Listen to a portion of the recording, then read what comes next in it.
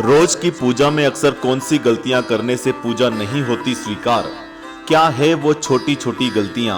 स्वागत है आपका आस्तिक स्पिरिचुअल सीक्रेट्स में।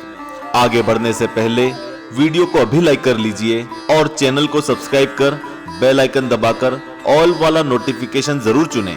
भाइयों और बहनों, हमारे हिंदू धर्म में पूजा पाठ को बहुत महत्वपूर्ण माना गया है। इस धर्म में पूजा पाठ को बेहद पवित्र माना गया है। पूजा करने वालों पर भगवान की असीम कृपा सदा ही बनी रहती है। विचलित मन को शांत रखने के लिए लोग पूजा पाठ करते हैं। साथ ही लोग अपनी इच्छाओं की पूर्ति के लिए भी पूजा करके भगवान को खुश करने का प्रयास करते हैं। पूजा पाठ के दौरान सभी व्यक्तियों को छोटी से छोटी बातों का पूर्ण रूप से ध्यान रखना चाहिए। कहते हैं कि पूजा के समय छोटी सी भूल चूक भी नहीं करनी चाहिए, क्योंकि ये छोटी सी भूल आगे जाकर अशुभता का कारण बन सकती है। पूजा पाठ सदा ही प्रेम एवं निष्ठा के साथ करना चाहिए एवं पूजा के समय कोई भी भूल करने से बचना चाहिए।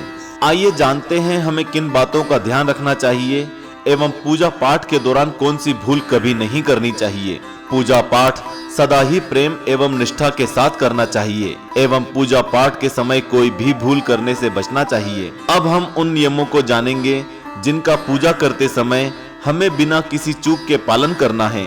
सर्वप्रथम हम आपको ये बता दें कि शिव जी के साथ गणेश जी एवं भैरव जी को तुलसी का पत्ता कभी नहीं चढ़ाया जाता है। ऐसा करना वर्जित है एवं किसी भी मनुष्य को पूजा के दौरान ये भूल कभी नहीं करनी चाहिए। ऐसा कहा जाता है कि तुलसी का पत्ता बिना नहाए कभी नहीं तोड़ना चाहिए। शास्त्रों में ऐसा वर्णन है कि यदि कोई व्यक्ति बिना नहाए तुलसी के पेड़ से पत्ता तोड़ता है और उसे पूजा में अर्पण करता है तो उसे भगवान स्वीकार नहीं करते।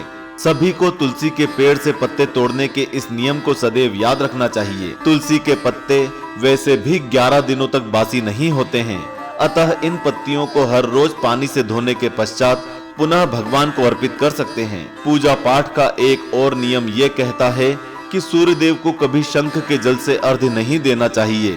सभी मनुष्य को इसका ध्यान रखना चाहिए एवं ऐसा करने की भूल कभी नहीं करनी चाहिए। जैसा कि हम सब जानते हैं कि सूर्य, गणेश, दुर्गा, शिव एवं विष्णु जी को पंचदेव कहा जाता है। चाहे कोई भी कार्य हो, हमें उसमें इनकी पूजा अवश्य करनी चाहिए एवं हर रोज पूजा पाठ के समय इन पंचदेव का ध्यान करना चाहिए। कहते हैं कि इससे लक्ष्मी की कृपा बरसती है एवं समृद्धि प्राप्त होती है। दुर्वा एक प्रकार की घास होती है। पूजा के नियम के अनुसार माँ दुर्गा को दुर्वा कभी नहीं चढ़ाना चाहिए। दुर्वा गणेश जी को अर्पित होती है। दुर्वा घास को रविवार के दिन तोड़ने से भी मना किया गया है। कई लोग बुधवार तथा रविवार को भी पीपल के वृक्ष में जल अर्पित करते हैं। हालांकि ऐसा नहीं करना चाहिए। इन दिनों में ऐसा करने से दरिद्रता बढ़ती है, अतः ऐसी भूल कभी नहीं करनी चाहिए। ये नियम तो हम सभी लोगों को पता होता है कि सभी पूजाओं का आरंभ भगवान श्री गणेश की आराधना से होता है। ऐसे में आपको ये बता दें कि गणेश जी को तुलसी दल कभी नहीं चढ़ाना चाहिए। भगवान शिव को केतकी का फूल चढ़ाना वर्जित है। पौराणिक कथा हमें ये बताती है कि शिव जी ने केतकी को श्राप दिया था, इस कारण से इसे भगवान को नहीं चढ़ाया जाता है। ऐसा करने से भक्तों के काम बिगड़ जाने की समस्या उत्पन्न हो सकती है। नियम के अनुसार भगवान की प्रतिमा को स्नान कराने के समय हमें सिर्फ अपनी उंगलियों का प्रयोग करना चाहिए। भगवान को स्नान करवाने के वक्त हमें कभी भी अपने अंगूठे का उपयोग नहीं करना चाहिए। इस भूल से भगवान नाराज होते हैं और घर में विपत्ति आ सकती है। भगवान शालिग्राम को कभी चावल नहीं चढ़ाना चाहिए। वास्तु शास्त्र के अनुसार इस भूल से दोष लगता है। पूजा पाठ के समय किसी को भी गंदे कपड़े नहीं पहनना चाहिए। मान्यताएं हमें ये बताती हैं कि इस भूल से घर में दरिद्रता प्रवेश करती है। हमें पूजा पाठ करते समय मन को पवित्र रखना चाहिए। पूजा के दौरान अपने मन को कभी भी दूषित नहीं रखना चाहिए। बताया गया है कि पूजा के समय मन में बुरे ख्याल रखने वालों को पूजा का फल नहीं मिलता है।